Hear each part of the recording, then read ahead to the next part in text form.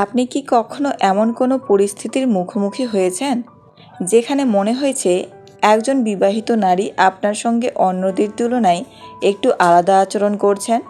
হয়তো তিনি আপনার ছোট ছোট পরিবর্তনও লক্ষ্য করেন, আপনার কথা মনোযোগ দিয়ে শোনেন, কিংবা সুযোগ পেলেই আপনার খোঁজ নেন। তখন অনেকের মনেই একটি প্রশ্ন জাগে, এগুলো কি শুধুই ভদ্রতা, নাকি এর পেছনে অন্য কোনো মানসিক কারণ কাজ করছে? মনোবিজ্ঞান বলছে, মানুষের অনুভূতি সবসময় মুখের কথায় প্রকাশ পায় না। অনেক সময় আবেগ, আগ্রহ বা স্বাচ্ছন্দ্য আচরণের মধ্য দিয়েই প্রকাশ পায়। তবে একই আচরণের পেছনে ভিন্ন ভিন্ন কারণও থাকতে পারে। একজন মানুষ বন্ধুত্ব, সহানুভূতি, পারস্পরিক সম্মান, দীর্ঘদিনের পরিচয় বা কর্মক্ষেত্রের সম্পর্কের কারণেও এমন আচরণ করতে পারেন। তাই কোনো একটি আচরণ দেখেই নিশ্চিত সিদ্ধান্তে পৌঁছে যাওয়া সঠিক নয়। এই কারণেই মনোবিজ্ঞান কখনোই একটিমাত্র লক্ষণ দেখে কারো অনুভূতি নির্ধারণ করতে বলে না, বরং একজন মানুষের ধারাবাহিক আচরণ, কথাবার্তার ধরন, যোগাযোগের পদ্ধতি এবং বিভিন্ন পরিস্থিতিতে তার প্রতিক্রিয়া একসঙ্গে পর্যবেক্ষণ করার পরই একটি সম্ভাব্য ধারণা করা যায়। বাস্তব জীবন অনেক জটিল, আর মানুষের মন তার চেয়েও জটিল। আজকের এই ভিডিওতে আমরা আলোচনা করব বিবাহিত নারীর গোপন আকর্ষণের 3টি সম্ভাব্য সাইকোলজিক্যাল সংকেত নিয়ে। এগুলো কোনো নিশ্চিত সত্য বা সম্পর্কের প্রমাণ নয়, বরং মনোবিজ্ঞানের আলোচিত কিছু সম্ভাব্য আচরণগত ইঙ্গিত, যা নির্দিষ্ট পরিস্থিতিতে দেখা যেতে পারে। তাই ভিডিওটি শেষ পর্যন্ত দেখুন, প্রতিটি বিষয় মনোযোগ দিয়ে শুনুন এবং সবসময় বাস্তবতা, পারস্পরিক সম্মান ও ব্যক্তিগত সীমারেখাকে গুরুত্ব দিয়ে বিষয়গুলো বিচার করুন। নাম্বার 1, আপনার সাফল্যে আন্তরিক আনন্দ প্রকাশ করা। মনোবিজ্ঞানের মতে, যাদের আমরা জীবনে গুরুত্বপূর্ণ মনে করি তাদের সাফল্য আমাদের মধ্যেও ইতিবাচক অনুভূতি তৈরি করতে পারে। তাই যদি কোনো বিবাহিত নারী আপনার কোনো অর্জন বা ভালো খবর শুনে আন্তরিকভাবে আনন্দ প্রকাশ করেন, তাহলে সেটি আপনার প্রতি তার ইতিবাচক মনোযোগের একটি সম্ভাব্য আচরণগত ইঙ্গিত হতে পারে। ধরুন, আপনি নতুন চাকরি পেলেন, পদোন্নতি হলো, কোনো পরীক্ষায় ভালো ফল করলেন বা দীর্ঘদিনের কোনো লক্ষ্য অর্জন করলেন। যদি তিনি শুধু আনুষ্ঠানিকভাবে অভিনন্দন বলেই থেমে না যান, বরং আপনার পরিশ্রমের প্রশংসা করেন, আপনার ভবিষ্যতের জন্য শুভকামনা জানান এবং আপনার আনন্দে সত্যিকারের খুশি হন, তাহলে বোঝা যেতে পারে যে আপনার সাফল্য তার কাছেও গুরুত্ব বহন করছে। অনেক সময় দেখা যায় তিনি আপনার আত্মবিশ্বাস বাড়ানোর মতো কথা বলেন, নতুন সুযোগের জন্য উৎসাহ দেন, কিংবা আপনার অর্জনের কথা অন্যদের কাছেও ইতিবাচকভাবে উল্লেখ করেন।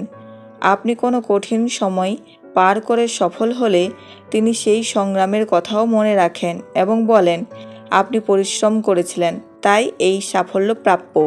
এই ধরনের প্রতিক্রিয়া অনেক সময় আপনার প্রতি সম্মান, আস্থা বা ইতিবাচক অনুভূতির প্রকাশ হতে পারে।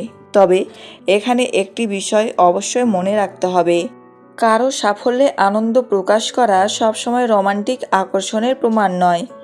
একজন ভালো বন্ধু, সহকর্মী, আত্মীয় বা সহানুভূতিশীল মানুষও আন্তরিকভাবে অন্যের সাফল্যে খুশি হতে পারেন। তাই এই আচরণকে একা কোনো নিশ্চিত ইঙ্গিত হিসেবে দেখা উচিত নয়, বরং এটি যদি অন্যান্য ধারাবাহিক ইতিবাচক আচরণের সঙ্গে মিলিয়ে দেখা যায়, তখনই বিষয়টি আরও অর্থপূর্ণভাবে মূল্যায়ন করা সম্ভব।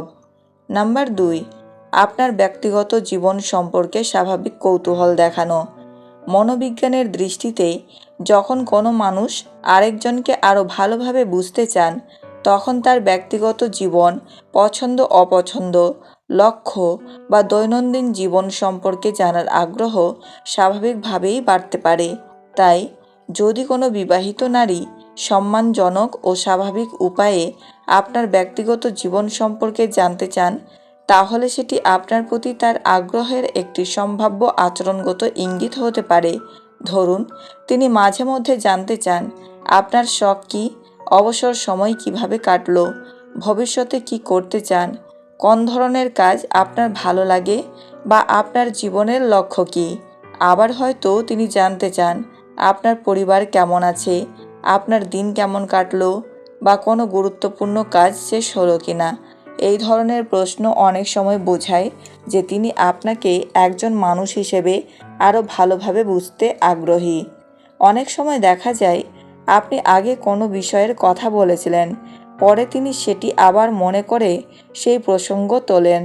যেমন আপনি বলেছিলেন যে একটি গুরুত্বপূর্ণ ইন্টারভিউ আছে, কয়েকদিন পরে তিনি নিজে থেকেই জিজ্ঞেস করলেন ইন্টারভিউটা কেমন হলো, অথবা আপনি কোনো সমস্যার কথা বলেছিলেন, পরে তিনি জানতে চাইলেন সেটার সমাধান হয়েছে কি না। এই ধরনের আচরণ অনেক সময় আপনার প্রতি তার মনোযোগ ও আগ্রহের সম্ভাব্য প্রকাশ হতে পারে। তবে এখানেও একটি গুরুত্বপূর্ণ বিষয় মনে রাখা দরকার। কারো ব্যক্তিগত জীবন সম্পর্কে প্রশ্ন করা মানেই রোমান্টিক আকর্ষণ নয়। একজন ভদ্র, সহানুভূতিশীল, বন্ধুত্বপূর্ণ বা যত্নশীল মানুষও এমন প্রশ্ন করতে পারেন। তাই শুধু এই একটি আচরণের ভিত্তিতে কোনো সিদ্ধান্ত নেওয়া উচিত নয়, বরং সম্পর্কের ধরন, কথোপকথনের প্রেক্ষাপট এবং অন্যান্য ধারাবাহিক আচরণের সঙ্গে মিলিয়ে বিষয়টি মূল্যায়ন করাই সবচেয়ে যুক্তিযুক্ত। নাম্বার 3, আপনার মতামতকে অন্যদের চেয়ে বেশি গুরুত্ব দেওয়া। মনোবিজ্ঞানের মতে যাদের প্রতি আমরা আস্থা বা সম্মান অনুভব করি তাদের মতামত অনেক সময় স্বাভাবিকভাবেই আমাদের কাছে বেশি মূল্যবান হয়ে ওঠে।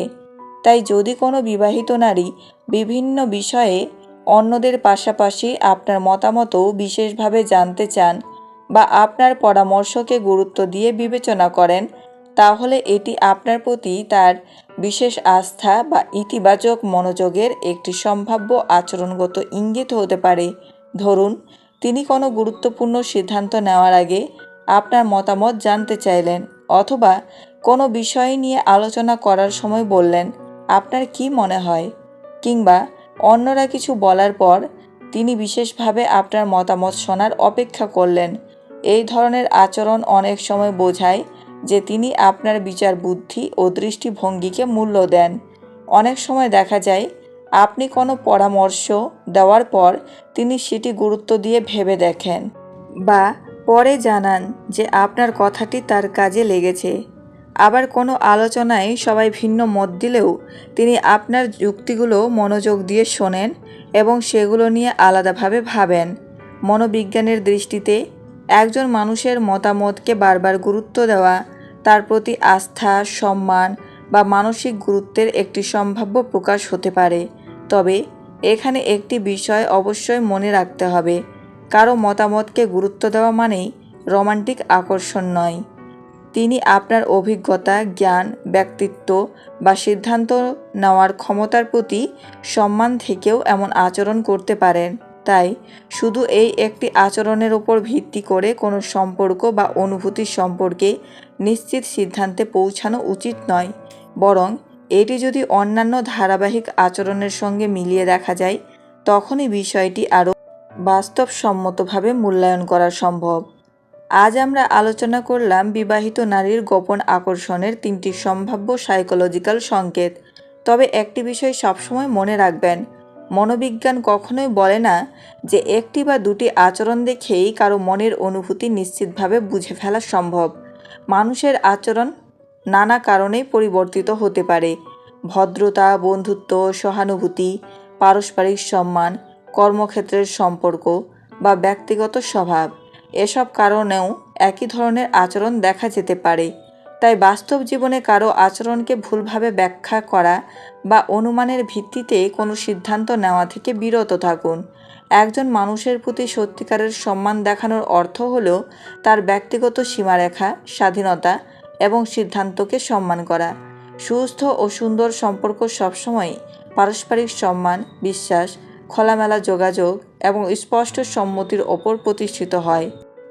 আশা করি আজকের ভিডিওটি আপনাকে মানুষের আচরণকে আরও বাস্তবসম্মত ও মনোবিজ্ঞানের দৃষ্টিতে বোঝার ক্ষেত্রে নতুন একটি দৃষ্টিভঙ্গি দিয়েছে। যদি ভিডিওটি আপনার ভালো লেগে থাকে তাহলে অবশ্যই একটি লাইক দিন, আপনার মূল্যবান মতামত কমেন্টে লিখে জানান এবং এমন আরও মনোবিজ্ঞান, সম্পর্ক ও মানব আচরণ ভিত্তিক তথ্যবহুল ভিডিও নিয়মিত দেখতে আমাদের চ্যানেলটি সাবস্ক্রাইব করে পাশে থাকা বেল আইকনটি অন করে রাখুন। পরবর্তী ভিডিওতে আমরা মানব মনের আরও কিছু চমকপ্রদ সাইকোলজিক্যাল ফ্যাক্ট নিয়ে ফিরে আসব। ততক্ষণ পর্যন্ত ভালো থাকুন, সচেতন থাকুন এবং সব সময় অন্যের প্রতি সম্মান বজায় রাখুন। ধন্যবাদ।